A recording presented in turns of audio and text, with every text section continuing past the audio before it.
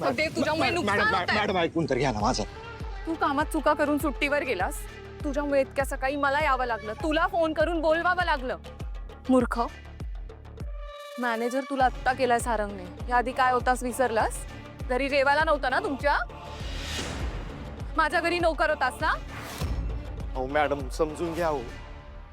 इथं सावली गायब झाली म्हणून जरा कामात माझ्याकडनं गडबड झाली. समजून घ्या तुम्ही. ती गायब झाली म्हणून मी काय करू?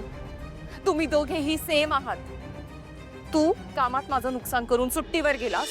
अहो मॅडम समजून तर घ्या. हो का? मला उलट उत्तर द्यायचं नाही तू, नाहीतर तुला मॅडम. हो एखाद्याशी असं वागतात का? ए हॅलो, तू कोण आहेस? नोकर आहे तो माझा. ह्याच्यामुळे कंपनीचं नुकसान होत आहे माझ्या, म्हणून बोलते याला.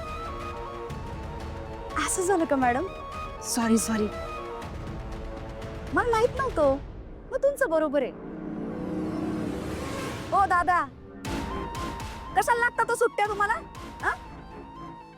नोकरी करता ना यांच्याकडे, मग सुट्ट्या कशाला लागतात? म्हणजे असेल तुमचं एखादं महत्वाचं काम, ते समजा नाही केलं सुट्टी घेऊन तर काय होईल? तुमचं डोकं फिरेल, तुमचं कामात लक्ष नाही लागणार, यांच्या कंपनीचं नुकसान होईल, यांची कंपनी बंद पडेल. तुम्हाला काय फरक पडतोय? मॅडम, तुम्ही कशाला ठेवतो अशा लोकांना कामावर? काढून टाका. तुमचे सगळे फॅमिली मेंबर आहेत ना, सगळे एकत्र करा, सगळी कामं तुम्ही करा. म्हणजे घरात तुम्ही, कंपनीत तुम्ही, बागेत तुम्ही, जो काय फायदा होईल तो तुम्हालाच.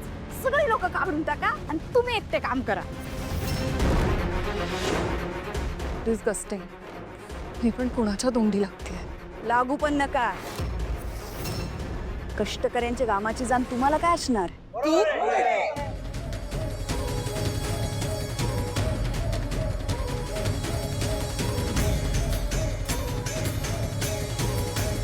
अहो दादा, कशाला मनावर घेता इतकं? खंबीर राहायचं. खचलात ना की असली लोक जास्त करतात. त्यांची बी काय चूक आहे म्हणा. त्यांनीच मला नोकरी दिली आहे, ते बी शिक्षण नसताना. त्यामुळे रागाच्या भरात बोलले असतील. मग आत्ता शिका.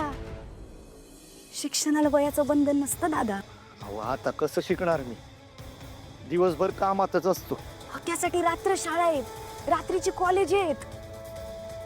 दादा शिकलं पाहिजे. शिक्षणाने माणूस समृद्ध होतो.